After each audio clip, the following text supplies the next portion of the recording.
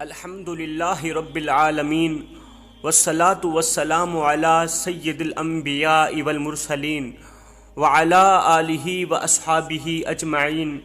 اما بعد فاعوذ باللہ من الشیطان الرجیم بسم اللہ الرحمن الرحیم ان اللہ وملائکتہ یصلون علی النبی یا ایہا الذین آمنوا صلوا علیہ وسلموا تسلیما اللہم صلی علی سیدنا و مولانا محمد وعلی آل سیدنا و مولانا محمد وبارک وسلم صلی علی الصلاۃ والسلام علیک یا سیدی یا رسول اللہ الصلاۃ والسلام علیک یا سیدی یا حبیب اللہ۔ میرے محترم بھائیوں اور دوستو، آج کا جو ہمارا موضوع ہے وہ ہے 5 ایسے بدترین گناہ ہیں جو انسان کو اللہ تعالیٰ کے غضب کا نشانہ بناتے ہیں۔ یہ 5 بدترین گناہ انسان کو رزق حلال سے محروم کر دیتے ہیں۔ ان 5 گناہوں کی نحوست کا جو سب سے بڑا مین نقصان ہے وہ یہ ہے کہ انسان کی کوئی بھی دعا قبول نہیں ہوتی۔ اللہ تعالیٰ دعا قبول نہیں کرتا، رد کر دیتا ہے۔ فرمایا اگر تم چاہتے ہو کہ تمہاری ہر ایک دعا قبول ہو، اگر تم چاہتے ہو کہ تم مالا مال بن جاؤ، زندگی میں کبھی بھی غریب نہ ہو، فرمایا اگر تم چاہتے ہو کہ اللہ تعالیٰ کا تم پر خاص کرم برقرار رہے، تم اللہ تعالیٰ کی رحمت کی آغوش میں رہو، اللہ تعالیٰ کی رحمت تم پر ہر وقت ہر گھڑی برستی ہی رہے، فرمایا ان 5 گناہوں سے دوری اختیار کرنا، ان 5 گناہوں سے سخت نفرت کرنا۔ آخر وہ 5 گناہ ہیں کون کون سے؟ حضرت سیدنا علی المرتضیٰ شیر خدا کرم اللہ وجہ الکریم کے پاس ایک شخص آیا، کہنے لگا حضرت دنیا میں کچھ لوگ ایسے ہوتے ہیں جو پیدا ہوئے تھے تو امیر تھے، مرتے دم تک بھی وہ امیر رہے، ان سے کبھی بھی رزق ختم نہیں ہوا، لیکن دنیا میں کچھ لوگ ایسے بھی ہیں جو تھوڑے وقت کے لیے امیر رہتے ہیں، تھوڑے وقت کے لیے رزق سے مالا مال رہتے ہیں، لیکن پھر غریب تر غریب بن جاتے ہیں، رزق ان سے چھین لیا جاتا ہے۔ حضرت مجھے بتایا جائے کہ وہ کون سے ایسے بدترین گناہ ہیں جو انسان کو رزق سے محروم کر دیتے ہیں، رزق مٹا دیتے ہیں، ختم کر دیتے ہیں۔ حضرت علی رضی اللہ تعالی عنہ نے فرمایا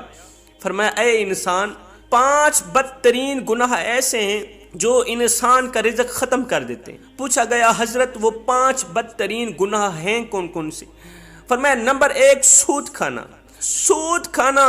رسول اللہ صلی اللہ علیہ وسلم کے پاس حضرت جبریل علیہ السلام حاضر ہوئے۔ یا رسول اللہ، اللہ فرماتا ہے جو لوگ سود کا کاروبار کرتے ہیں، جو لوگ سود کھاتے اور دیتے ہیں، جو لوگ ضرورت مندوں کو، مجبوروں کو 1 روپیہ دے کر 2 روپے وصول کرتے ہیں، ایسے لوگ قیامت کے دن ان لوگوں کی طرح قبروں سے اٹھائے جائیں گے جن کے چہرے مسخ کر دیے جائیں گے۔ ان کے چہرے بھی مسخ کر دیے جائیں گے جو دنیا میں سود کا کاروبار کرتے ہیں، ضرورت مندوں کو، مجبور لوگوں کو 1 روپیہ دے کر 2 روپے وصول کرنے والے لوگ قیامت کے دن اس حال میں اٹھیں گے کہ ان کے چہرے مسخ کر دیے جائیں گے۔ میرے نبی نے فرمایا لوگو، کیا تم میں سے کوئی اپنی ماں کے ساتھ گناہ کرنا پسند کرتا ہے؟ لوگوں نے کہا ہرگز نہیں آقا، ہمیں اس گناہ سے سخت نفرت ہے۔ فرمایا سنو، اپنی سگی ماں کے ساتھ گناہ کرنے کا اتنا گناہ نہیں جتنا سود کھانے کا ہے۔ تم سود کیوں کھاتے ہو؟ رزق ختم کرنے کی جو مین وجہ ہے وہ ہے سود کھانا۔ حضرت شیخ سعدی رحمت اللہ تعالی علیہ فرماتے ہیں میں ایک نئے مکان کی تلاش میں تھا، میں ایک نیا مکان خریدنا چاہتا تھا کہ ایک سود خور شرابی میرے پاس آیا، کہنے لگا حضرت یہ جو مکان ہے نا بڑا ہی نرالا خوبصورت عالی شان مکان ہے، یہی آپ خرید لیں، میں بھی اسی محلے کا رہائشی ہوں، میں آپ کا ہمسایہ بن جاؤں گا، آپ نہ تو کسی سے پوچھیں نہ کسی سے مشورہ لیں، یہی مکان خرید لیں، یہ مکان بہت ہی عمدہ ہے، اس میں کوئی بھی عیب نہیں، اس میں کوئی بھی عیب نہیں ہے۔ حضرت نے فرمایا نادان، اس سے بڑا عیب بھلا کون سا ہو سکتا ہے کہ تو میرا ہمسایہ بن جائے گا،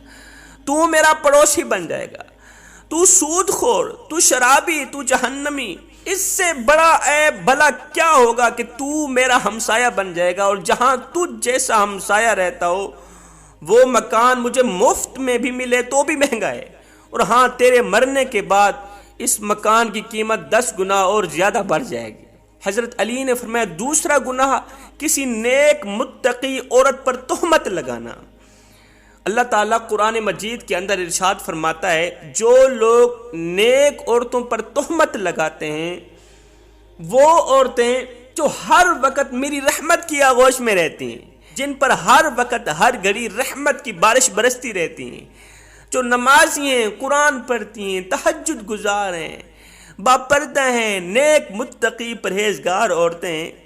جو لوگ ایسی عورتوں پر تہمت لگاتے ہیں مجھے قسم ہے اپنی عزت اور جاہ و جلال کی، میں اس وقت تک ان لوگوں کو معاف نہیں کروں گا، ہرگز نہیں کروں گا جب تک وہ نیک عورت انہیں معاف نہیں کرے گی جن پر انہوں نے تہمت لگائی تھی۔ جس طرح ایک ماں اپنی لاڈلی اولاد کے خلاف ایک حرف بھی سننا پسند نہیں کرتی، سیم اسی طرح اللہ تعالیٰ بھی اپنے نیک بندے کے خلاف ایک حرف بھی سننا پسند نہیں کرتا۔ حضرت سیدنا عیسیٰ علیہ نبینا علیہ السلام کے پاس ایک بڑھیا عمر رسیدہ خاتون آئی، کہنے لگی حضرت میں کافی دور سے آئی ہوں، میرا ایک شوہر تھا جس سے میں بڑی محبت کیا کرتی تھی، بڑا پیار کیا کرتی تھی، آج سے 30 سال پہلے میرا شوہر فوت ہو گیا، اس کا انتقال ہو گیا، اب روزانہ میرے خواب میں آ کے کہتا ہے ایک بار آ کے قبر کھودو میرا چہرہ تو دیکھو۔ 30 سال پہلے مرنے والا میرا شوہر جس سے میں دل و جان سے محبت کیا کرتی تھی وہ روزانہ میرے خواب میں آ کے کہتا ہے ایک بار آ کے میری قبر کھودو میرا چہرہ تو دیکھو۔ حضرت میں کافی دور سے آپ کے پاس چل کر آئی ہوں۔ حضرت عیسیٰ علیہ السلام نے فرمایا آؤ چلتے ہیں تیرے شوہر کی قبر پر۔ قبرستان چلے گئے، حضرت نے پوچھا بتا تیرے شوہر کی کون سی قبر ہے؟ کہا یہ قبر ہے۔ حضرت عیسیٰ علیہ السلام نے دونوں ہاتھ اٹھائے، تھوڑی دیر کے لیے روتے رہے، دعا بھی کرتے رہے۔ خشیت الہی کے بعد دعا کرنے کے بعد حضرت نے قبر کی طرف اشارہ کرتے ہوئے کہا اے قبر کے اندر سونے والے اللہ کے حکم سے کھڑا ہو جا، اے قبر کے اندر سونے والے اللہ کے حکم سے کھڑا ہو جا۔ ایک دم قبر پھٹی، اس کے اندر سے ایک ایسا انسان کھڑا ہوا جسے دیکھ کر اس بوڑھیا نے ایک چیخ ماری، زوردار چیخ ماری، زمین پر گری بے ہوش ہوگی۔ اس صورت کا ایک انسان کھڑا ہوا کہ اس کا بدن تو انسانی تھا مگر اس کا چہرہ مسخ کر دیا گیا تھا، اس کی صورت مسخ کر دی گئی تھی۔ وہ عورت بڑھیا بے ہوش ہو گئی۔ تھوڑی دیر بعد جب اسے ہوش آئی تو حضرت عیسیٰ علیہ السلام نے اس شخص سے پوچھا جس کا چہرہ مسخ کر دیا گیا تھا، پوچھا او نادان تو دنیا میں کون سا ایسا گناہ کیا کرتا تھا جس کی وجہ سے تجھے اتنی بڑی سزا ملی، اتنا بڑا عذاب ملا کہ تیرا چہرہ مسخ کر دیا گیا؟ اس نے کہا حضرت بس ایک عادت کی نحوست نے میرے چہرے کو مسخ کر دیا، ایک گناہ کی نحوست نے میرے چہرے کو مسخ کر دیا۔ کون سی عادت، کون سا گناہ تھا؟ کہتا ہے میں نیک عورتوں پر تہمت لگاتا تھا، نیک عورتوں پر لگائی گئی تہمت نے میرا چہرہ مسخ کر دیا۔ کل قیامت کے دن بھی میں ان لوگوں کے ساتھ اٹھایا جاؤں گا جن کے چہرے مسخ کر دیے گئے۔ حضرت علی رضی اللہ تعالیٰ عنہ فرماتے ہیں تیسرا گناہ اللہ کے ساتھ کسی کو شریک ٹھہرانا، اللہ کے ساتھ کسی کو شریک ٹھہرانا، شرک کرنا۔ میرے نبی نے فرمایا صحابہ مر جانا، مٹ جانا، ٹکڑے ٹکڑے ہو جانا، پاش پاش ہو جانا، شرک نہ کرنا۔ قیامت کے دن اللہ تعالیٰ اگر چاہے تو زمین و آسمان کے برابر جتنے گناہ کرنے والے لوگوں کو بخش سکتا ہے، مغفرت کر دے گا اگر اللہ تعالیٰ چاہے تو۔ زمین و آسمان کے برابر جتنے گناہ کرنے والے گنہگاروں کو اللہ تعالیٰ اگر چاہے تو بخش دے گا، مگر سنو شرک کرنے والے کو اللہ تعالیٰ کبھی بھی نہیں بخشے گا، مشرک انسان کبھی بھی نہیں بخشا جائے گا۔ حضرت علی رضی اللہ تعالیٰ عنہ فرماتے ہیں چوتھا گناہ کسی پر جادو کرنا، اس سوچ کی بنیاد پر کہ یہ زندگی میں خوش کیوں ہے، کسی کی خوشیوں کا جنازہ نکالنے کے لیے، کسی کا جینا حرام کرنے کے لیے اس پر جادو کرنا، اس کی خوشیوں کا جنازہ نکلوانے کے لیے، اس کا رزق ختم کروانے کے لیے جو شخص جادو کرتا ہے، فرمایا ایسا شخص دائرہ اسلام سے خارج ہو گیا جس نے کسی پر جادو کیا۔ جب وہ مرے گا ایمان کی حالت میں نہیں مرے گا، مسلم بن کر نہیں مرے گا، جب وہ مرے گا روح نکلنے سے پہلے پہلے شیطان آئے گا، کہے گا بیٹے میں تیرا باپ ہوں، اس کے باپ کے روپ میں آئے گا، باپ کی شکل میں آئے گا، بیٹے میں تیرا باپ ہوں، دیکھ تیرے دادا یہودی بن کر مرے، تیرے پردادا یہودی بن کر مرے، بیٹے تو مسلمان بن کر کیوں مر رہا ہے، کیوں جا رہا ہے، تو بھی یہودی مذہب قبول کر کے مر، تو بھی یہودی مذہب لے کے جا۔